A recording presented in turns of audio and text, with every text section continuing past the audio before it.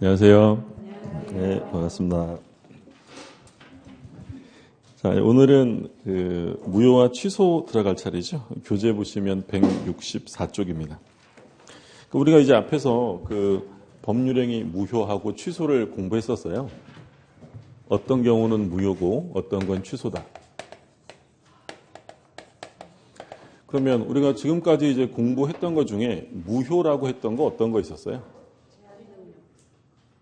무효라고 했던 거. 인간적으로 한두 개는 생각이 나야죠. 무효. 조문으로 봤던 게 뭐 있었냐면 반사회적 행위. 반사회적 행위 103조. 그 다음에 이제 바로 다음에 불공정 행위 104조. 그리고 또 이제 무효였던 게 뭐였냐면 비진의 표시 있었죠. 비진의는 원칙적으로 유효인데 상대방이 알았거나 알 수 있었으면 무효. 비진의 있었고요.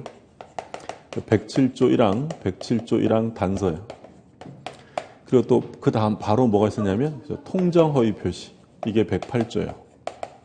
그러니까 법조문상으로 무효라고 본 건 요거 네 가지였고요. 그러니까 조문으로 돼 있지는 않지만 우리가 이제 무효라고 봤던 또 대표적인 게 있었는데 불능 중에서요. 어떤 불능은 무효라고 했냐면 불능은 두 개가 있었어요. 계약이 성립할 당시에 이미 불능인 것과 나중에 불능인 거 있었죠. 그렇죠? 원시적 불능. 성립 당시의 불능이다. 원시적 불능. 뭐 이런 것들이 있었고 또 의사무능력자. 능력과 관련해서는 이제 의사능력과 행위능력이 있었잖아요. 그러니까 의사무능력자, 뭐 미친 사람, 어린 애기 이런 의사무능력자 법률행위는 무효고요. 제한능력자 법률행위는 무효가 아니라 취소 이런 거 있었죠. 뭐 이것 이외에도 법률행위 목적을 확정할 수 없거나 또는 뭐 불가능을 목적으로 하거나 이런 것들은 다 무효다라고 했어요. 근데 취소는 우리가 공부한 취소는 딱 세 가지밖에 없었어요. 뭐 있었냐면 제한능력자 법률행위 취소할 수 있고 그리고 착오 그리고 사기강박. 취소는요 딱 세 개밖에 없어요. 우리 민법이 본래 의미의 취소로 쓰는 것은 재착사 딱 세 개밖에 없고 무효는 뭐 여러 가지가 있어요. 근데 우리가 이 무효 중에서 제3자가 보호되는 무효가 두 개 있었어요. 원래 무효면 제3자가 보호될 수 없는 거잖아요. 근데 여기서 제3자가 보호되는 무효는 뭐 있었냐면 비진의하고 통정. 우리가 지난주에 봤던 비통착사 요 네 가지는 선의 제3자 보호 규정이 있죠. 그래서 제3자가 보호되는 무효를 상대적 무효라고 부르고요. 나머지 무효, 제3자가 보호되지 않는 것을 절대적 무효라고 불러요. 그럼 무효에서 당연히 원칙은 절대적 무효를 원칙으로 하고요. 그리고 제한능력, 착오, 사기강박은 무효가 아니라 취소인데 이 중에서 제3자가 보호되는 취소는 뭐가 있었냐면 착오하고 사기강박, 상대적 취소예요. 그러면 제한능력자가 취소하면 이때는 절대적이기 때문에 제3자가 보호되지 않는다. 그러니까 우리가 이제 앞에서부터 오늘 지난주까지 공부하면서 뭐 무효인 것과 취소인 것들을 이렇게 공부했는데 이번 장에서는 이제 무효와 취소를 좀 집중적으로 공부하는 거예요. 무효의 종류가 어떤 게 있고 뭐 취소라는 개념이 뭐고 취소는 누가 할 수 있으며 누구에게 하느냐 이런 것들을 공부하는데 164쪽에 보면 무효와 취소라고 해서 이제 표가 나와 있죠. 그 표를 좀 보면 차이점 보시면 무효는 특정인의 주장을 필요로 하지 않으며 당연히 효력이 없다. 그러니까 무효는요. 아무나 주장할 수 있어요. 이해관계가 있으면 아무나 주장할 수 있고 한 번 무효는 영원한 무효예요. 그리고 밑에 두 번째 칸에 보면 처음부터 효력이 없는 것으로 다뤄집니다. 그리고 세 번째 칸에 보면 시간이 경과해도 효력의 변동이 없다. 한 번 무효는 계속 무효예요. 근데 오른쪽에 취소 비교점을 좀 보면 무효는 누구라도 무효를 주장할 수 있는데 취소는 취소권자만 할 수 있어요. 아무나 하는 게 아니라 그러니까 취소권자가 취소를 해야 되고 그리고 두 번째 칸에 보면 취소를 하기 전에는 일응, 효력이 있는 것으로 다루어진다. 그러니까 일응이라는 건 뭐 일단은 이런 개념이에요. 그러니까 취소를 하지 않고 있으면 일단은 유효한 거예요. 그럼 취소하면 취소 시부터 무효였어요? 처음부터 무효? 처음부터. 소고표가 있다고 했죠. 근데 무효는 시간이 지나도 계속 무효지만 취소칸을 보면 일정한 시간이 경과하면 취소권은 소멸합니다. 일정한 시간, 좀 이따 볼 텐데 이런 기간을 제척기간이다라고 불러요. 제척기간이 지나면 더 이상 취소할 수 없게 된다. 그래서 무효와 취소의 차이점은 이런 거고요. 그럼 오른쪽에 보시면 무효의 종류라고 해서 절대적 무효와 상대적 무효가 있죠. 말씀드린 것처럼 절대적 무효가 원칙이기 때문에 괄호 2번에 상대적 무효를 보면 두 개만 나와 있죠. 둘째 줄에 비진이 표시. 상대방이 알았거나 알 수 있었을 때, 그리고 통정오의 표시. 이건 상대적 무효됩니다. 그리고 2번에 보면 전부 무효와 일부 무효가 나오는데 이건 바로 뒤에 나올 거니까 그때 자세하게 보시고, 그 다음에 3번에 보면 확정적 무효와 유동적 무효라고 돼 있어요. 그러니까 무효의 종류 중에 확정적인 무효와 유동적 무효. 그러니까 유동적 무효는 다른 말로 하면 유동적이라는 얘기는 아직 확정되지 않았다. 즉 불확정적 무효가 돼요. 불확정적 무효. 무효는 당연히 확정적 무효를 원칙으로 하는데 가끔 이제 유동적 무효가 나와요. 우리 지난주에 그 무권대리인 법률행위 봤죠? 무권대리인의 법률행위. 자, 무권대리인의 법률행위. 대리권 없이 법률행위 나면 본인에 대하여 효력이 없습니다. 무효죠. 근데 본인이 나중에 추인하면 어떻게 돼? 소급해서 유효가 되죠. 그럼 무권대리인의 법률행위는 현재 무효지만 아직 확정된 게 아니에요. 본인이 추인하면 뭐가 될 수 있어요? 유효가 될 수 있죠. 그리고 토지거래 허가구역에서 법률행위 했다. 예전에는 이 토지거래 허가제도를 자세하게 공부하는 데가 이제 부동산 공법 시간에 공부를 했는데, 예전에는 이제 국토의 계획 및 이용에 관한 법률에 규정돼 있었는데 법이 바뀌어서 이제 중개사법에서 공부를 하실 거예요. 부동산 거래 신고 등에 관한 법률로 옮겨졌는데, 어떤 지역을 개발하게 되면 그 지역을 허가구역으로 보통 묶어요. 투기를 방지하기 위해서죠. 그래서 토지거래 허가구역에서 일정한 법률행위, 유상행위라고요. 대가 있는 법률행위, 매매, 교환 이런 건데, 요거 할 때는 뭘 받아야 되냐면 허가를 받아야 돼요. 만약에 허가를 받지 않고 허가구역에서 매매 계약을 하게 되면 그 매매 계약은 무효입니다. 근데 나중에라도 허가를 받으면 계속 무효일까요? 유효가 될까요? 유효가 돼요. 그러면 토지거래 허가구역에서 허가를 안 받고 매매 계약을 하면 지금은 무효지만 아직 확정된 것은 아닙니다. 그럼 이런 무효를 뭐라고 하냐면 유동적 무효, 다른 말로 하면 불확정적 무효라는 말을 써요.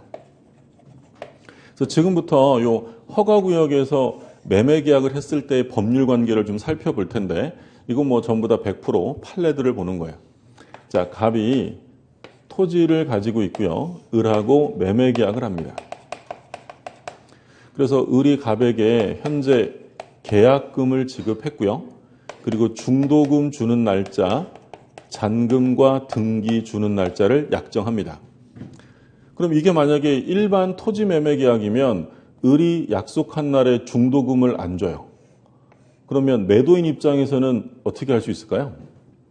우리가 이제 갑의 입장이에요. 우리가 부동산을 팔았는데 매수인이 약속한 날에 대금을 안 줍니다. 그럼 보통 어떻게 해요? 기다리죠. 달라고 하고. 그죠? 근데 마냥 기다릴 수는 없잖아요. 그러면 이제 나중에 뒤에서 공부하겠지만 일정한 시간을 정해서 이행을 촉구해요. 최고한다라고 하고, 최고했는데도 불구하고 을이 이행을 안 하면 갑은 계약을 해제할 수 있어요. 그러니까 을이 채무를 이행하지 않으면 갑은 계약을 해제하고 손해배상을 청구하는 거죠. 이게 일반 토지에서 발생하는 문제인데, 근데 이게 만약에 허가구역 안에 있었답니다. 토지거래 허가구역 안에 있었다.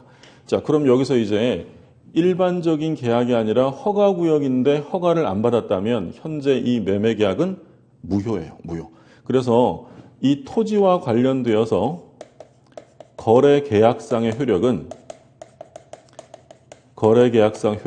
무효입니다. 허가를 받지 않았기 때문에 무효예요. 근데 말씀드린 것처럼 나중에라도 허가를 받으면 계속 무효예요? 유효가 되는 거예요. 유효가 되니까 확정적 무효가 아니라 유동적 무효 상태죠. 그러면 지금 토지와 관련되는 거래 계약상의 효력은 없기 때문에 을이 약속한 날에 중도금을 지급해야 돼요? 할 필요 없는 거예요. 할 필요 없죠. 그럼 중도금을 지급하는 건 언제 이후에 하는 거냐면 허가를 받아야 돼요. 그럼 만약에 지금 이 상태에서 을이 갑에게 대금을 지급하지 않았다. 또는 갑이 을에게 약속한 날에 등기를 제공하지 않았어요.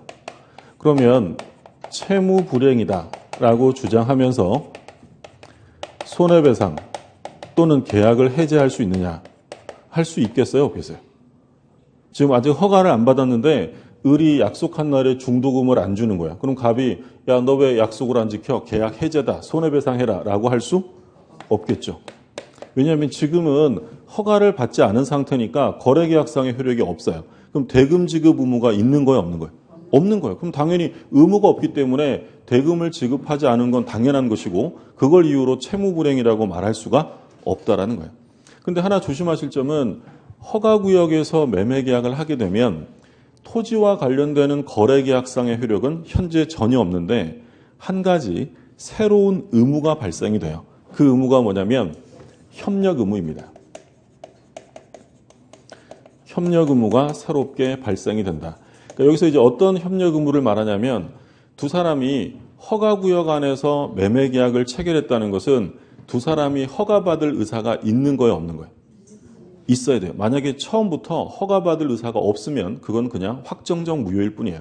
그러면 허가구역에서 계약을 했다는 건 두 사람이 허가받을 의사가 있음을 전제로 하기 때문에 허가 신청에 성실하게 협력할 의무가 생기는 거예요. 그러니까 두 가지로 나누는 거예요. 토지 매매와 관련되어서 거래계약상의 효력은 없는 거지만 허가 신청에 협력할 의무는 새롭게 발생이 돼요. 근데 만약에 둘 중에 한 사람이 협력 의무를 이행하지 않았답니다. 협력 의무를 이행하지 않았다. 그러면 협력 의무를 이행하라라고 소구할 수 있느냐? 소구라는 건 소를 제기하여 구한다라는 거예요. 협조해달라고 소송 제기할 수 있을까요? 없을까요? 협력 의무가 생겼어요. 생겼는데 이행을 안 하면 소송 제기할 수 있는 거였죠. 그러면 협력 의무를 이행하지 않은 것에 대해서 손해가 있다면 이에 대한 손해배상을 청구할 수 있느냐? 할 수 있죠. 협력 의무가 생겼는데 이행을 안 하면 소송 제기할 수도 있고 손해배상을 청구할 수 있어요. 근데 협력 의무를 이행하지 않았을 때 그걸 이유로 계약을 해제할 수 있느냐? 계약을 해제할 수는 없다라는 게 판례예요. 그러니까 이건 우리가 나중에 해제편에 가면 공부를 할 텐데 계약을 해제할 때는 주된 의무를 이행하지 않았을 때 하는 게 해제예요. 근데 이 협력 의무라는 것은 토지 매매에 따른 주된 의무가 아니라 부수적 의무라고 봐요. 그러니까 부수적 의무를 위반하면 손해배상으로 충분한 것이지 아예 계약을 해제해버리는 것은 안 된다라는 게 판례 입장이에요. 무슨 말인지 드셨어요? 그러니까 쉽게 생각하면 그런 거죠. 계약을 했는데 중요한 걸 이행 안 하면 당연히 해제하는 거야. 근데 중요한 게 아니라 짜잘한 거, 부수적인 것을 위반했다고 해서 아예 계약을 엎을 수는 없다는 거야. 그러니까 부수적 의무 위반의 경우에는 손해배상 청구는 돼도 뭘 할 수는 없냐면 해제할 수는 없다라고 보는 게 판례 입장이에요. 그래서 허가구역에서 계약을 하면 기본적으로 두 가지가 나와요. 거래계약상의 효력 없어요. 그래서 대금 주거나 등기 주거나 이럴 의무는 없는데 허가 신청에 협력할 부수적 의무가 한 가지 발생이 됩니다. 그럼 지금 을이요, 허가도 안 받았는데 을이 갑한테 야, 나중에 허가 받을 거잖아. 허가를 조건으로 등기 달라고 할 수 있어요, 없어요? 지금 아직 허가를 안 받은 상태인데 허가 나중에 받을 거니까 그거 조건이니까 등기 줘라고 할 수 없는 거예요. 허가 받아야만 등기를 청구하는 거지 허가 받을 것을 조건으로 등기를 청구할 수는 없습니다. 근데 지금 을이 갑에게 계약금을 지급을 했는데 현재 유동적 무효 상태예요. 그러면 을이 갑에게 야, 계약금 돌려줘. 계약금의 반환을 청구할 수 있느냐. 그러니까 우리가 계속 얘기했던 것처럼 법률행위가 무효이거나 또는 취소가 되면 이미 급부된 건 다 뭐라고 불렀어요? 부당이득. 그러니까 얘가 주장하는 게 뭐냐면 야, 이거 유동적 무효니까 내가 당신에게 준 계약금은 부당이득이 됐어. 그거 돌려줘. 라고 부당이득 반환을 청구할 수 있느냐. 우리 판례는 할 수 없다라고 봐요. 왜냐하면 지금은 확정적 무효가 아니라 유동적, 나중에 유효가 될 수도 있기 때문에 지금 상태에서는 계약금 반환 청구를 할 수 없습니다. 그러면 언제가 되면 계약금 반환 청구가 가능할까요? 유동적 무효가 아니라 확정적 무효. 확정적으로 무효가 되면 이제 확정적 무효가 되면 남의 돈을 가지고 있을 이유가 없잖아요. 확정적 무효가 되면 그때는 반환을 청구할 수 있어요. 그러나 유동적 무효 상태에서는 계약금의 반환 청구가 인정되지 않습니다. 그리고 우리 그 계약금을 지급했는데 나중에 우리 계약법 가면 공부할 텐데 이건 뭐 법 공부를 안 해도 거래에서 많이 쓰이는 건데요. 을이 갑에게 계약금을 줬어요. 근데 가만히 생각해 봤더니 이 계약 하기 싫어졌어요. 그러면 나 안 해 라고 계약을 해지할 수 있죠. 있어요. 근데 문제는 뭐예요? 계약금 돌려받을 수 있어요? 계약금 포기해야 돼요? 포기해야 돼요. 그럼 제가 계약금을 받았는데 받은 제가 하기 싫어졌어요. 그러면 나 안 해 할 수 있는데 그때는 어떻게 해야 될까요? 그렇죠? 받은 계약금의 배액을 상환하고 해지하는 거예요. 이게 계약금에 의한 해제입니다. 그러니까 계약금에 의한 해제는 계약금을 교부한 자는 계약금을 포기하고 수령한 자는 배액을 상환함으로써 해제할 수 있는데 유동적 무효 상태 허가구역 안에서도 그 계약금에 의한 해제, 해약금 해제를 할 수 있다라고 보는 게 판례예요.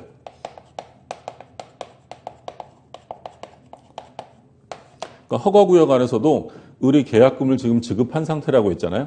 을이 이거 괜히 했네 하기 싫어졌으면 계약금 포기한다 이거 해제다라고 할 수 있다라는 거예요. 그럼 갑의 입장에서는 하기 싫으면 받은 계약금 2배 주고 배액 주고 해제할 수 있다.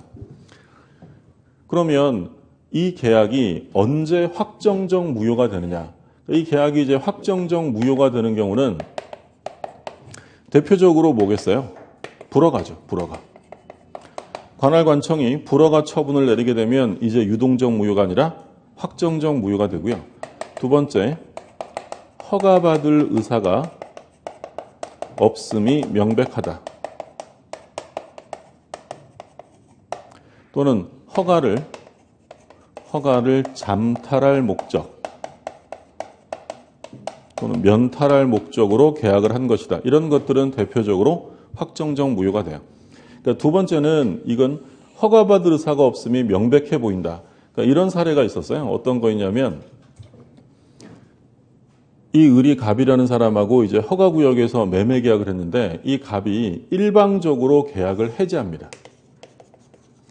그러면 갑이 적법하게 해지하려면 어떻게 하면 된다 그랬어요? 받은 계약금에 배액을 주고 2배 주고 해지하면 되는데 받은 돈은 꼭 움켜쥐고 말로 그냥 나 안 해. 난 절대 안 해. 해제 이럽니다. 그러면 을은 야, 너 왜 그래? 협조해라고 협력 의무 이행을 청구해야 되는데 야, 내 돈 어떡할 건데? 이러면서 이 부동산을 가압류했어요. 그러면 한 사람은 돈도 안 주고 나 몰라 나 무조건 해제야 이러고 상대방은 내 돈 내놔 이러면서 부동산을 가압류했대요. 그럼 이 두 사람은 허가받을 의사가 있다는 거예요? 없다는 거예요? 없음이 명백하다는 거예요. 이렇게 되면 유동적 무효가 아니라 확정적 무효가 될 수 있고요. 세 번째는 허가를 잠탈할 목적. 아예 처음부터 허가를 안 받을 생각으로 계약을 했어요. 그래서 뭐 대표적인 사건 중에 어떤 게 있냐면 허가구역에서 매매계약서를 쓰는데 자기 이름으로 계약을 쓰면 허가가 안 날 것 같으니까 허가받을 수 있는 사람 이름을 위조해서 계약서를 썼대요. 그럼 얘는 자기 이름으로는 허가받을 생각이 있는 거예요? 없는 거예요? 없는 거죠. 허가를 면탈할 목적으로 계약했다면 유동적 무효가 아니라 확정적 무효가 돼요. 요게 지금 다 판례예요. 다 판례. 정리되셨어요? 예. 요게 이제 기초과정에서 입문과정에서 본 거고 다음 과정에 가면 여기에 판례가 조금 더 붙을 거고요. 심화과정 가면 조금 더 붙을 거예요. 근데 일단 여기서 핵심은 기본은 두 가지예요. 허가를 안 받았다면 토지와 관련되어서는 거래계약상의 효력이 전혀 없어요. 그러니까 대금 안 줬다, 등기 안 줬다고 뭐 채무불행이라는 말을 쓸 수 없다는 거죠. 근데 한 가지 부수적 의무가 생긴다고 했어요. 그 부수적 의무가 뭐냐면 협력 의무예요. 근데 협력 의무는 발생이 됐기 때문에 이행 안 하면 소재기할 수도 있고 소구할 수 있고 손해배상을 청구할 수도 있는데 뭔 안 된다고요? 해제는 안 돼요. 그리고 현재는 무효지만 유동적이죠. 지금 상태에서는 내 계약금 부당이득으로 돌려줘라고 할 수 없어요. 언제가 돼야 되냐면 확정적 무효가 되면. 그런 내용들이 다음 페이지에 풀어서 쓰다 보니까 좀 길게 돼 있어요. 자, 우리 시험에 어떻게 나왔나 한번 볼까요? 170쪽 한번 보세요. 170쪽.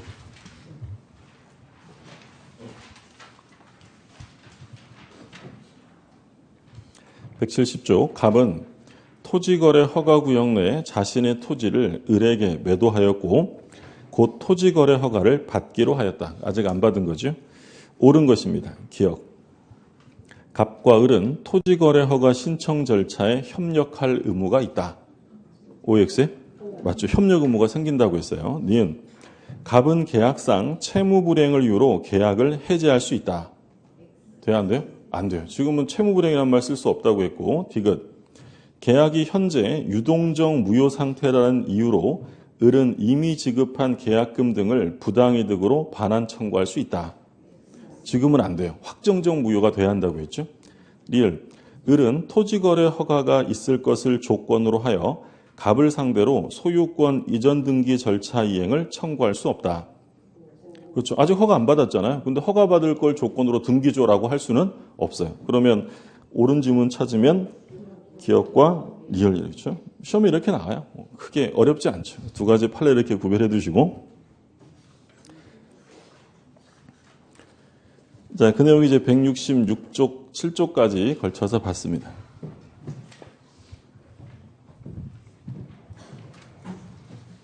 원래 저랑 같이 풀면 잘 풀려요.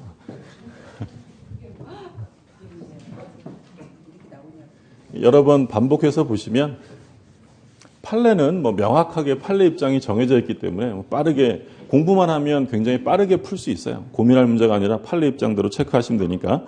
자, 그래서 일단 확정적 무효와 유동적 무효에 대한 내용을 봤고요. 167쪽에 일부 무효가 나와요. 자, 조문을 볼게요. 137조. 법률행위의 일부분이 무효인 때는 그 전부를 무효로 한다. 그러니까 원칙은 일부가 무효면 일부만 무효가 되는 게 아니라 원칙은 전부 다 무효예요. 그러나 그 무효 부분이 없더라도 법률행위를 하였을 것이라고 인정될 때에는 나머지 부분은 무효가 되지 아니한다. 그러니까 밑에 요건 보시면 원칙은 전부 무효인데 일부만 유효가 되려면 1번 법률행위의 일체성과 분할 가능성. 그러니까 무효인 부분과 유효한 부분이 일체적으로 한꺼번에 이루어졌고요. 그리고 무효인 부분과 유효한 부분이 구별될 수 있어야 돼요. 분할 가능해야 되고 그 다음에 동그라미 2번에 보면 가상적 의사가 존재하면 일부만 유효가 될 수도 있다. 그러니까 137조는 시험에 나와도 조문 가지고 아주 쉽게 내요. 그래서 법률행위의 일부가 무효면 원칙적으로 일부는 유효하다라고 하면 틀려요. 그러니까 일부가 무효면 원칙이 뭐예요? 전부 무효고 나머지를 유지하겠다는 당사자의 가상적인 의사가 있으면 일부만 유효가 될 수도 있다. 그러니까 예를 들어서 갑이랑 을이 있는데 갑이 자기 소유 A 토지와 B 토지를 한꺼번에 파는 매매 계약을 했어요. 근데 요 A 토지에는 무효 사유가 있었대요. 그러면 원칙은 B 토지만 따로 떼어 유효라는 거예요? 전부 무효라는 거예요? 전부 무효이다. 이게 원칙이에요. 근데 예외적으로 지금 일부만 유효가 될 수 있는 경우가 첫 번째 일체성이 있어야 되고요. 두 번째 가분성, 분할 가능성, 세 번째 당사자의 가상적 의사예요. 자, 일체성이라는 건 뭐냐면 무효인 부분과 유효한 부분이 일체적으로 한꺼번에 계약이 이루어졌어야 돼요. 만약에 A 토지는 2월 1일 날 했고요. B 토지는 4월 1일 날 계약을 했대요. 그러면 계약이 몇 개인 거예요? 이건 계약이 두 개지 일부 무효란 말이 나올 수 없는 거예요. 2월 1일자 계약은 무효고 4월 1일자 계약은 유효가 되는 거죠. 그래서 일부 무효라는 말을 쓰려면 무효인 부분과 유효한 부분이 한꺼번에 계약이, 법률행위가 이루어졌어야 되고요. 두 번째, A 토지와 B 토지는 하나예요? 구별될 수 있어요? 구별될 수 있죠. 가분적이에요. 가분적. 세 번째는 가상적 의사. 당사자가요. A 토지가 무효인 걸 알았더라면 B 토지만이라도 사고 팔았을 것이다라는 가상적 의사가 인정이 되면 그때는 A 토지만 무효고 B 토지는 유효가 될 수 있다라는 거예요. 그래서 원칙과 예외를 구별해 두시면 돼요. 원칙은 뭐라고요? 전부 무효. 그런데 일부를 유지하겠다는 당사자의 가상적 의사가 있으면 나머지는 유효. 그러니까 이 가상적 의사라는 것은 갑과 을이 표현하는 의사예요? 표현하지는 않은 거예요. 만약에 표현했으면 거기에 따르면 되는 거예요.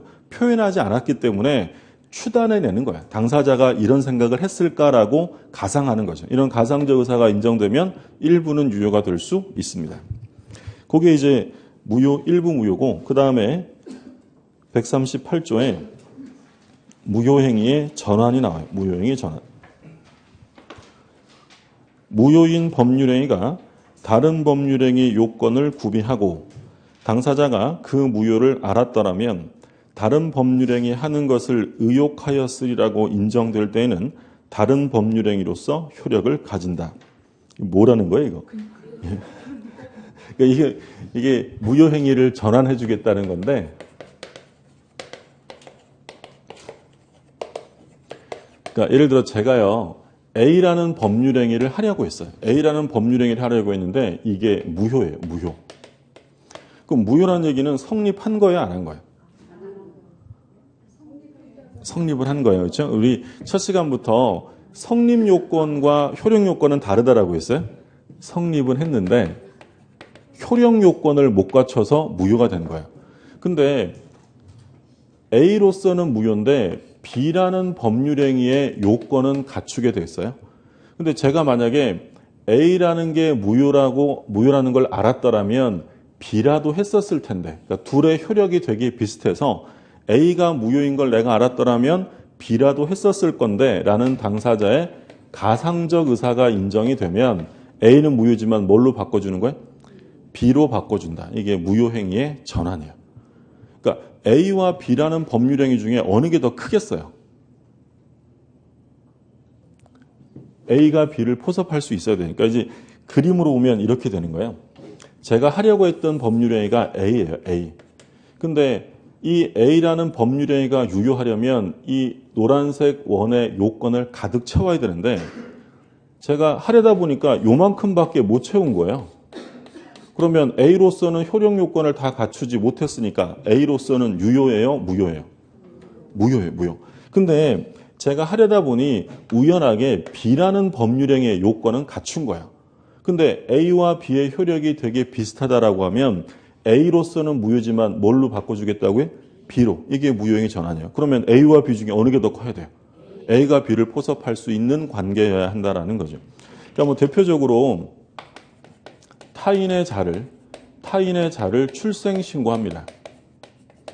원래 출생신고는 누구를 대상으로 하는 거냐면 혼인 중해자, 그러니까 법률혼 사이에서 혼인 중에 태어난 아이를 출생신고해야 되는데 남의 집 자식을 출생신고하는 거예요. 그럼 이 출생신고는 효력이 인정이 될까 안 될까요? 남의 집 자식 출생신고하면 출생신고로서 효력이 인정되지 않아요. 출생신고로서 무효라는 거죠. 근데 이 사람은 예를 들어 갑과 을이 혼인 중이었다면 이 혼인 중에 아이가 태어났을 때 출생신고하는 건데 근데 병과 정 사이에 A가 태어났는데 이 갑을이 병정의 동의로도 이 A를 자기가 혼인 중에 태어난 애처럼 출생신고했다는 거예요. 이건 무효예요, 무효. 왜 그랬을까요? 이 사람은. 자기 자식으로 키우고 싶었던 거예요. 그러면 출생신고는 무효지만 뭘로 바꿔줄 수 있냐면 가슴으로 하는 출생. 입양이죠. 입양으로 바꿔주겠다. 이게 무효행위의 전환이에요. 그러니까 자기가 하려고 했던 법률행위가 무효일 때 유사한 법률행위의 요건을 갖추고 있다면 그것으로 전환시켜준다. 이것을 무효행위의 전환이다라고 불러요. 그러니까 타인의 자에도 혼인외자. 우리 혼외자라는 말 쓰잖아요. 혼인외자를 출생신고했다. 그러면 효력이 인정이 될까 안 될까요? 안 돼요. 혼인 중외자만 되는 거예요. 근데 혼외자를 자기의 혼인 중에 나온 것처럼 출생신고하면 무효예요. 근데 뭘로 바꿔주냐면 뭐 인지 이런 것들로 바꿔. 인지라는 건 우리 시험범위 아닌데 가족법상 자기 호적에 넣을 때 지정하는 행위를 인지라고 해요. 예를 들어서 제가 애가 있었는데 전쟁통에 헤어졌어요. 10수년 만에 만났는데 피가 그런지 땡겨. 발가락도 닮았어요. 피 검사해봤더니 제 자식이에요. 그럼 제 호적에 넣어야 될 거 아니에요? 그러면 얘를 내 호적으로 넣겠다라고 지정하는 행위를 뭐라고 해?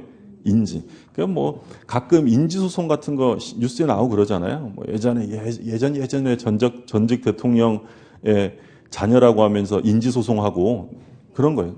근데 완전 남의 자식은 아니죠. 혼외자는. 구별되셨어요? 그러니까 타인의 자는 완전 남의 집 자식인 거고 혼인의 자라는 것은 완전은 아니고 그 일부만 남의 자식인 거예요. 예. 그러니까 갑과 을인데 예를 들어 A 사이에 B가 태어났다. 이렇게 되면 혼외자라고 하잖아요. 이런 거는 이제 입양이 아니라 인지라고 하는 거죠. 구체적인 내용보다 무효행위 전환의 개념을 좀 봐두시고, 근데 이제 세 가지 중에서 제일 중요한 게 마지막이에요. 무효행위의 추인. 이게 가장 중요합니다. 139조. 무효인 법률행위는 추인하여도 그 효력이 생기지 아니한다. 그러니까 한 번 무효는 영원한 무효니까 그거 추인해봐야 원래 효력이 없어요. 단서조항. 그러나 당사자가 그 무효임을 알고 추인한 때는 새로운 법률행위로 본다.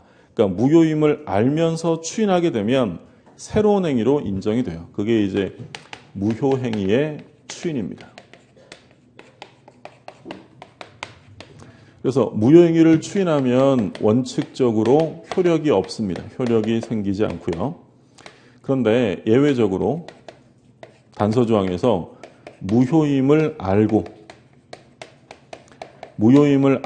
추인하게 되면 뭘로 인정이 된대요? 새로운 법률행위를 한 것으로 인정이 돼요.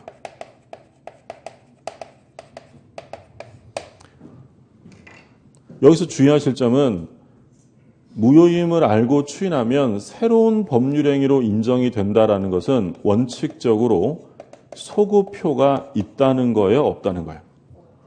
없다라는 거예요. 그러니까 무효행위의 추인이 시험에 나오면 가장 많이 물어보는 게 이거예요. 이번 시험에도 이게 또 출제가 됐어요. 그러니까 무효임을 알고 추인하면 그 무효였던 것이 처음부터 유효로 바뀌는 게 아니라 이제 새로운 행위로서 인정을 해준다는 거예요. 그러면 언제부터 새로운 행위가 되는 거냐면 추인 시부터 새로운 행위가 되는 거죠. 만약에 지문에 무효임을 알고 추인하면 처음부터 새로운 행위를 한 것으로 본다. OX에? 틀려요. 처음부터가 아니라 언제부터? 추인 시부터 새로운 행위를 한 것으로 인정이 돼요. 그러니까 원칙은 소급효가 없고 물론 예외적으로 소급효가 있는 경우도 있어요. 당사자가 약정을 한 경우라든지. 근데 예외는 나중에 보시면 되고 일단 중요한 건 원칙이에요. 원칙. 무효임을 알고 추인하면 새로운 행위로 인정이 된다. 자, 그리고 두 번째로 추인에서 중요한 부분은 뭐냐면 무효임을 알고 추인하면 새로운 행위로 인정이 되는데 절대로 추인해도 효력이 인정이 안 되는 게 있어요. 그게 바로 뭐냐면 반사회죠. 103조, 104조. 이런 것들은 103조는 반사회적 행위고 104조는 불공정 행위예요. 그러니까 이런 사회질서 위반과 같은 행위를 추인하게 되면 새로운 행위로 인정될 수 있다는 거예요? 없다는 거예요? 없어요. 절대로. 반사회적 불공정 행위는 추인 대상이 될 여지가 없다라는 거고요. 그리고 추인할 때 무효 사유는 모두 다 소멸된 이후에 해야 되겠죠. 그러니까 무효 사유가 남아있으면 추인해도 효력이 인정될 수 없습니다. 자, 예를 들어서 볼게요. 갑이 을하고 부동산이 하나 있는데 진짜 매매가 아니라 가장 매매로 소유권 이전 등기를 해줘요. 그러면 우리가 앞에서 공부한 것처럼 실제로 소유권을 넘겨줄 의사가 없으면서 표시한 거니까 이건 통정허위 표시로 뭐가 돼요? 무효예요, 무효. 그런데 을이 허위로 넘겨받아서 부동산을 써보니까 되게 마음에 들어요. 그럼 이거 자기 법률행위로 해서 자기가 진짜 갖고 싶다. 그러면 둘이 만나서 새로운 매매계약서를 다시 쓸 필요 없고 두 사람이 무효인 걸 알고 뭘 할 수 있다고요? 추인할 수 있다. 그러면 둘이 무효인 걸 알고 추인하게 되면 예전에 했던 가장 매매가 소급해서 유효가 되는 거예요. 이제 진짜 매매 계약을 한 거예요. 이제 진짜 매매 계약. 그러니까 이건 지금 뭐로 보는 거냐면 새로운 법률행위로 인정되는 것이지 가장 매매 자체가 소급해서 유효가 되는 건 아닙니다. 그러면 얘네 둘이 추인해서 을이 진짜 소유자가 되는 거예요. 새로운 행위로 인정을 받아서. 그럼 얘네들이 추인할 당시에 갑이 을에게 실제로 소유권을 넘겨준다는 의사가 있을까요? 없을까요? 있어야 돼요. 만약에 추인할 때도 갑이 을에게 소유권을 넘겨줄 의사가 없다면 그건 여전히 뭐예요? 여전히 가장매매 무효일 뿐이에요. 그래서 추인해서 새로운 행위로 인정이 되려면 무효 사유는 소멸된 상태에서 해야 되는 거지 무효 사유가 남아있으면 새로운 행위로 인정이 될 수 없어요. 그래서 지금 몇 가지를 봤냐면 세 가지를 봤어요. 그걸 이제 우리가 통칭해서 소위 무효의 재생이라고 불러요. 그러니까 무효의 재생이라는 건 무효를 다시 살려 쓰겠다는 건데 지금 뭐 봤어요? 첫 번째 일부 무효. 법률행위의 일부가 무효면 원칙은 뭐예요? 전부 무효인데 나머지를 유지하겠다는 가상적 의사가 있으면 이것만 살려 쓰겠다는 거예요. 두 번째는 무효행위의 전환. 자기가 하고자 했던 법률행위가 무효였지만 다른 법률행위의 요건을 갖췄을 때 그걸로 바꿔줄 수 있다는 거고요. 세 번째는 무효행위의 추인이에요. 법률행위는 무효인데 두 사람이 무효인 걸 알고 추인하게 되면 이제부터 새로운 법률행위를 한 것으로 인정해 주겠다. 이 세 가지를 무효의 재생이라고 부르는데 이 세 가지 다 법률행위가 성립한 후에만 문제가 되어 성립 전에도 문제가 돼요. 성립 후에만. 무효라는 말을 썼다는 것, 무효 취소라는 말을 썼다는 건 반드시 성립이 됐어야 돼요. 성립되지 않으면 이런 말을 쓸 수 없어요. 우리 시험에 이렇게 한번 나왔어요. 무효행위의 추인과 무효행위의 전환은 법률행위가 성립된 이후에만 문제된다. OX에. 맞는 거예요. 성립 전에는 문제되지 않아요. 그 내용이 이제 그 169쪽에 나와 있죠. 169쪽에 그 요건 한번 볼게요. 괄호 2번의 요건. 1번에 보시면 그 추인 가능한 법률행위 한다라고 되어 있죠. 따라서 강행법 위반 행위나 반사회 질서 행위, 불공정 행위로서 무효인 경우에는 추인에 의하여 유효가 될 수 없다. 그래서 반사회적 불공정 행위 이런 것들은 추인해봐야 효력이 인정되지 않습니다. 우리 지금 169쪽에 요건, 2번의 요건에 동그라미 1번 봤어요. 동그라미 1번 첫째 줄 마지막에 반사회적 행위, 불공정 행위는 추인으로 유효가 될 수 없다라고 되어 있고요. 그리고 효가 보면 원칙은 비소급효예요. 비소급효. 그래서 무효인 법률행위를 추인하면 새로운 법률행위를 한 것으로 본다라고 되어 있어요. 그리고 두 번째 예외는 말씀드린 것처럼 당사자 약정이나 마지막에 신분행위에 대해서는 예외적으로 소급효가 인정이 돼요.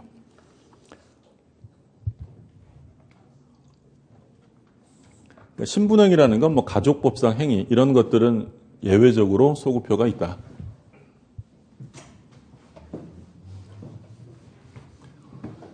세 살 난 아이가 버려져 있었어요. 버려져 있어서 이 아이를 데려와서 키웠어요. 자기 자식으로 키우고 싶었던 거죠. 그럼 이 사람은 어떤 의사가 있는 거야? 남의 집 아이를 내 자식으로 키우겠다라고 하면 입양의 의사가 있던 거예요. 근데 이제 그때 당시에 입양을 하기 위한 요건으로 어떤 게 있었냐면 입양되는 아이의 부모 동의가 있었어야 돼요. 근데 주워와서 키웠으니까 그 부모 동의가 없었겠죠. 그러면 입양은 유효예요? 무효예요? 무효예요, 무효. 근데 이 아이가 이제 무럭무럭 자라서 자기가 스스로 입양에 들어갈 걸 결정할 수 있는 나이가 됐어요. 이 아이가 이 무효인 입양을 추인하게 됩니다. 그럼 추인하게 되면 추인 시부터 그 집 자식으로 다룰까요? 주워왔을 때부터일까요? 얘가 3살 때부터 주워와서 엄마 이러면서 무럭무럭 자랐어요. 그때 당시에 법은 이제 15세 이하의 자가 들어갈 때는 입양 들어갈 때는 이렇게 부모 동의가 있어야 되고요. 15세 이상의 자는 스스로 입양을 결정할 수 있어요. 얘가 무럭무럭 자라서 15세가 된 거예요. 15세가 돼서 그 입양이 무효였다는 걸 알게 되고 그게 무효였어? 이러면서 얘가 추인을 한 거예요. 그러면 법에서 너는 지금부터 이 집 자식이다라고 할까요? 처음부터라고 할까요? 처음 주워왔을 때부터요. 그러니까 원래 무효행위의 추인은 소급효가 없는 거지만 이런 가족법상 행위는 그렇게 다를 수 없기 때문에 예외적으로 가족법상 행위는 소급효가 인정된다라고 보는 거예요.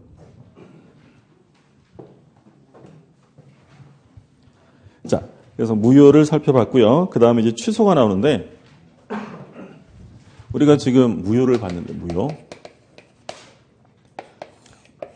무효는 일단 성립은 한 거예요. 성립을 한 거고 그리고 성립은 했는데 처음부터 효력이 없어요. 이게 무효고. 근데 취소라는 것은 우리 앞에서도 한번 그렸던 건데 취소를 하지 않고 있으면 일단은 유효해요. 세모라 그랬죠. 세모. 그런데 취소권자가 나 안 해 라고 법률행위를 취소하게 되면 효력을 상실하는데 언제부터라고 했냐면 처음부터 소급효가 있어요. 처음으로 돌아가 효력이 상실되어진다. 그러면 취소를 하고 나면 결국 뭐랑 같아지는 거야? 취소하면. 무효랑 같아지는 거야. 취소를 하고 나면. 근데 취소를 꼭 해야 될까요? 안 해도 될까요? 예를 들어 제가 사기를 당했어요. 사기 당해서 매매 계약을 했는데 뭐 가만히 생각해 봤더니 사기는 당해서 기분은 나쁘지만 어차피 팔 집이었고 별로 손해본 것도 아닌 것 같아요. 그럼 취소해야 돼요? 안 해도 돼요? 안 해도 되죠. 그러면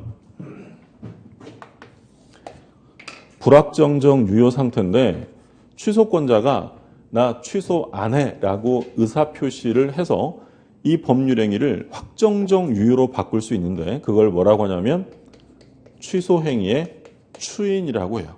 취소행위를 나중에 뭐 하는 거예요? 추후에 인정하는 거죠. 그러면 취소행위를 추인하게 되면 이제 불확정적 유효예요? 확정적 유효예요? 확정적 유효로 바뀌어요. 그래서 취소행위 추인이라는 것은 불확정적인 유효를 확정적인 유효로 바꿔주는 거고요. 그러면 취소행위를 추인한 다음에 나중에 다시 취소할 수 있어요? 없어요? 뭐가 됐다고 이제? 확정유효. 그럼 다시는 취소할 수 없어요. 그러니까 불확정적 유효를 확정적 유효로 바꿔주는 것을 추인이다라고 불러요. 아, 추인이 좀 많이 나오죠? 네. 그래 봐야 뭐 좀 전에 뭐 있었어요? 무효행위 추인. 되게 많이 본 것 같지만 이것까지 오늘 추인 딱 3개 봤어요. 지난주에 무권대리에서 본인의 추인. 그러니까 무권대리의 법률행위는 본인에게 효력이 없잖아요. 무효 상태예요. 근데 본인이 추인하면 소급해서 유효가 되는 거예요. 그리고 좀 전에 본 건 무효행위의 추인이에요. 그러니까 무효행위는 추인해봐야 효력이 없지만 무효인 걸 알고 추인하면 새로운 행위로 인정해 주는 거고 세 번째는 취소행위의 추인이에요. 취소할 수 있는데 나 취소 안 해 라고 추후에 인정해서 확정적 유효로 만드는 게 취소행위의 추인. 3가지 본 거예요.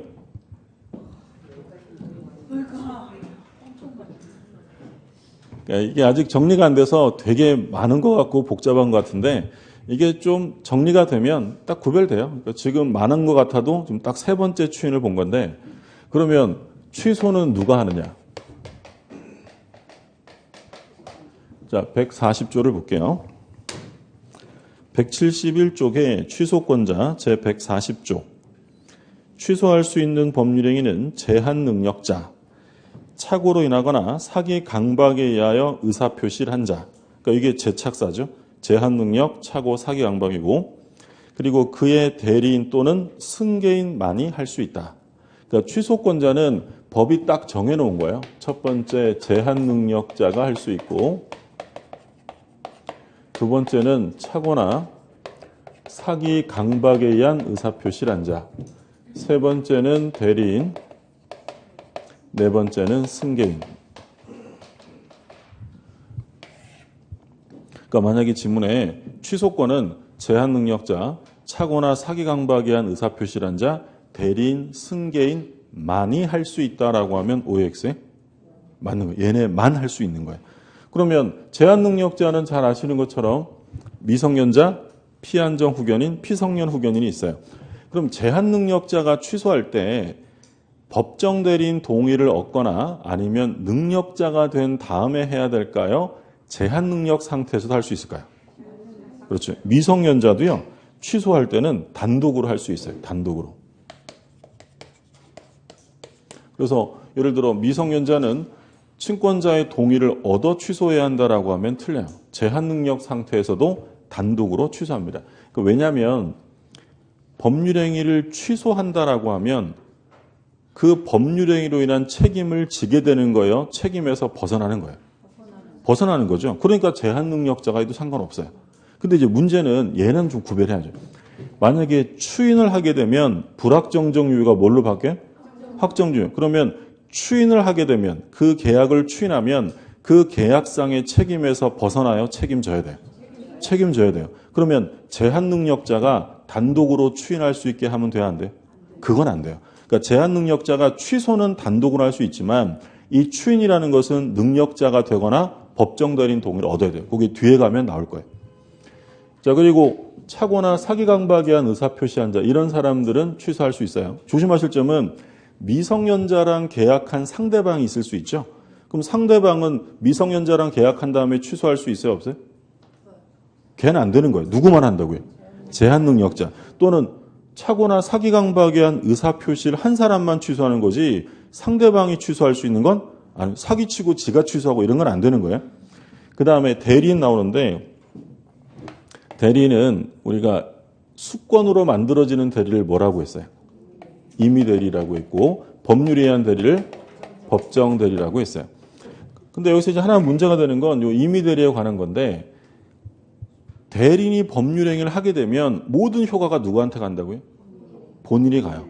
그러면 취소도 누가 한다고 했냐면 본인이 하는 거지 임의대리는 원칙적으로 취소할 수 없어요. 임의대리인이 취소하려면 별도로 수권이 있어야 되고요. 그래야만 취소가 가능합니다. 임의대리는 원칙적으로 취소할 수 없고요. 우리 그 대리권의 범위 볼 때 그 얘기 했었어요. 계약 체결의 대리권이 있다. 그럼 계약 체결의 대리권이 있으면 체결된 계약을 해지할 권한까지 있어요, 없어요? 없어요. 그 얘기는 바꿔서 말하면 계약 체결의 대리권이 있었다라고 하면 계약이 체결되어 끝나게 되면 그 사람의 대리권은 남아요, 소멸하는 거예요? 이제 소멸하는 거예요. 그럼 그 체결된 계약을 해지하거나 취소하려면 별도 수권이 있어야지 이 경우에 그 계약 체결 대리권 가지고 취소할 수는 없는 거예요. 물론 법정 대리는 언제나 당연히 할 수 있어요. 친권자 이런 사람들 당연히 할 수 있고 그리고 승계인은 매매가치 딱 정해진 것만 넘겨주는 걸 무슨 승계라고 했냐면 특정 승계. 특정된 것만 넘겨주는 거잖아요. 근데 상속처럼 와장창 넘겨주는 것도 있었죠. 그게 뭐였냐면 포괄승계. 이때 특정 승계인이나 포괄승계인도 취소할 수 있어요. 이 사람들이 취소권자. 예를 들어서 한번 볼게요. 갑이 있는데 갑이 토지를 소유하고 있어요. 그런데 을이 갑에게 사기를 쳐서 지상권을 설정합니다. 그러니까 지상권이라는 권리는 우리가 이제 물권법 가서 공부할 건데 이건 땅지자겠죠? 그렇죠? 땅을 사용하는 권리야. 땅 위를 사용하는 권리. 그러니까 보통 우리가 그 남의 땅 빌렸을 때 임차권 설정하잖아요. 임차권과 유사한데 지상권은 성질이 달라요. 지상권은 물권이야. 물권. 그러니까 일단 여기서는 그냥 토지 빌려 쓰는 권리라고 생각하시면 돼요. 사기쳐서 토지 빌려 쓰는 계약을 체결해서 권리를 취득했다. 그러면 갑은 이 계약을 어떻게 할 수 있어요? 취소할 수 있어요. 그럼 을은 취소할 수 있어요? 없어요? 없죠. 얘는 취소권 없고 이 사기에 의한 계약을 한 사람, 의사표시 한 사람만 할 수 있습니다. 근데 이 갑이 사망을 해서요. 병이라는 사람이 상속을 받았다. 자, 그러면 상속인은 이 계약을 취소할 수 있을까 없을까요? 있죠. 이거 어디 들어가요? 승계인이죠. 포괄승계인이죠. 그러니까 이 안에 들어가면 다 할 수 있는 거예요. 그런데 여기서 나온 김에 같이 정리하실 게 그럼 누구에게 취소하느냐가 문제예요. 이 을이 사기쳐서 지상권을 취득한 다음에 A에게 지상권을 양도하여 현재 A가 지상권자이다. 그러면 이 병이 취소하려고 할 때 누구에게 취소할까요? 을한테 할까요? A에게 할까요? 취소의 상대방은 언제나 법률행위 상대방이에요. 그럼 사기로 인한 법률행위를 한 사람은 A예요? 을이에요? 을이. 얘한테. 이해되셨어요? 갑이 을하고 매매 계약을 합니다. 을이 갑에게 사기쳤어요. 그래서 사기쳐가지고 부동산을 하나 싸게 산 다음에 그걸 병한테 다시 팔아서 현재 병이라는 사람이 소유권을 이전받은 상태예요. 그러면 이 갑은 사기당했으니까 취소할 수 있잖아요. 그럼 취소는 을한테 할까요? 병한테 할까요? 당연히 을한테. 얘랑 계약했지 얘랑 한 거 아니잖아요. 취소는 얘한테요.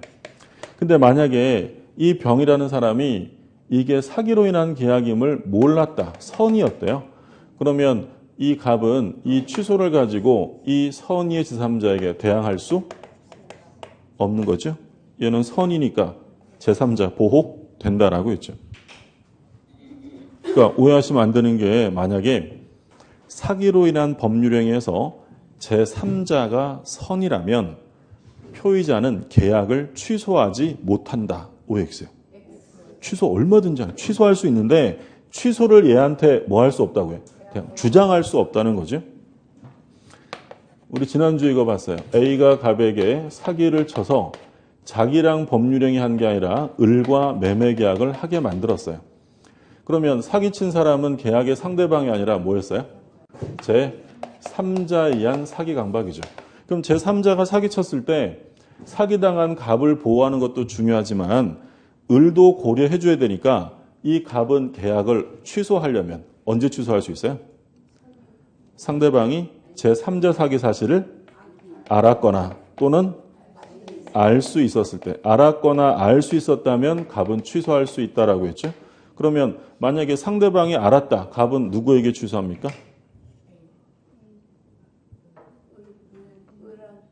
얘가 취소하려면 법률행위 상대방, 계약한 사람한테 하는 거. 누구랑 계약했어요?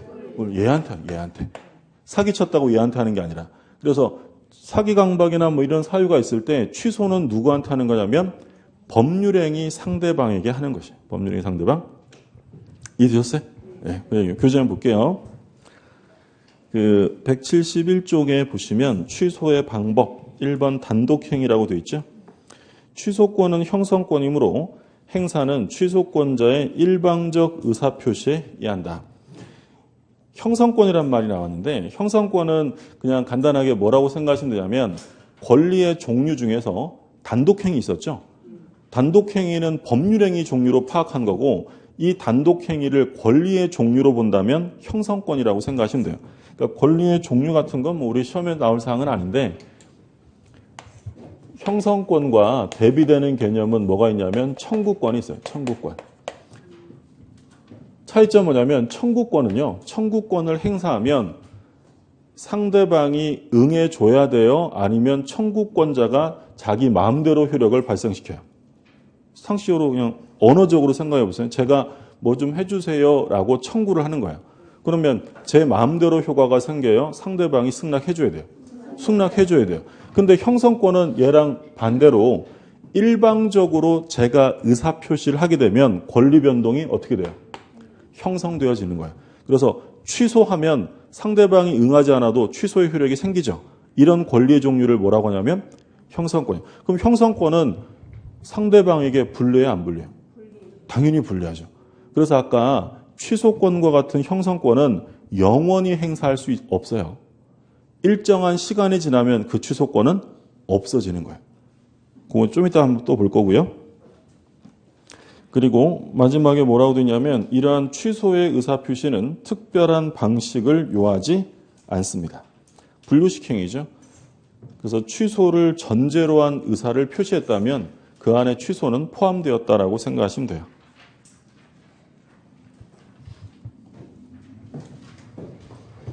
갑이 을하고 을이갑에게 사기를 쳐서요. 매매 계약을 하고 소유권 이전 등기를 해줬어요. 그러면 갑이 사기당해서 을에게 소유권 이전 등기를 해준 상태면 갑이 이제 법적 절차를 밟는다면 어떻게 시작할까요? 이 계약을 일단 사기당한 거니까 취소해야죠. 취소하고 그럼 취소하면 소유권은 갑에게 당연히 복귀가 돼요. 소구표가 있으니까. 근데 문제는 등기는 누구한테 돼 있어요? 을한테 돼 있으니까 갑이 을을 상대로 취소하고 결국 소유권 이전 등기 말소를 청구하게 돼요. 그러니까 지금 현재 등기부상 갑에서 을로 소유권 이전 등기가 돼 있잖아요. 근데 이 등기는 취소했으니까 이게 유효 등기예요, 무효 등기예요? 취소해버리면 무효 등기가 되잖아요. 그러면 무효 등기는 그대로 남겨두면 안 되고 원칙적으로 이거 없애야 될 거 아니에요. 그러니까 등기부상에서 등기 기록을 제거하는 걸 뭐라고 부르냐면 말소라고 불러요. 우리 등기법 들어갔나요? 아직 안 들어가서 등기법 들어가면 이제 등기의 종류가 나오는데 요거 말소해야죠. 그러면 이 갑이 원래는 계약을 취소하고 등기 말소 청구를 해야 되는데 근데 얘가 소송을 제기할 때 취소의 의사를 표시하지 않고 곧바로 등기 말소 소송을 제기합니다. 그럼 우리 법원은 너 취소도 안 하고 말소를 청구했네? 이 청구 기각이라고 해야 될까요? 말소 청구 속에 취소는 포함되었다고 볼까요? 당연히 포함시켜줘야죠. 그래서 취소권의 행사는 방식의 제한이 없기 때문에 등기 말소를 청구한다는 건 취소를 전제로 한 거예요. 그럼 당연히 취소권의 의사가 들어가 있는 거죠. 자, 상대방 나오죠. 다음 페이지에. 상대방은 누구냐면 언제나 법률행위의 상대방에게 해야 합니다. 첫째 줄에 받으시고요. 그 다음에 취소 효과는 좀 쉬었다가 보시죠.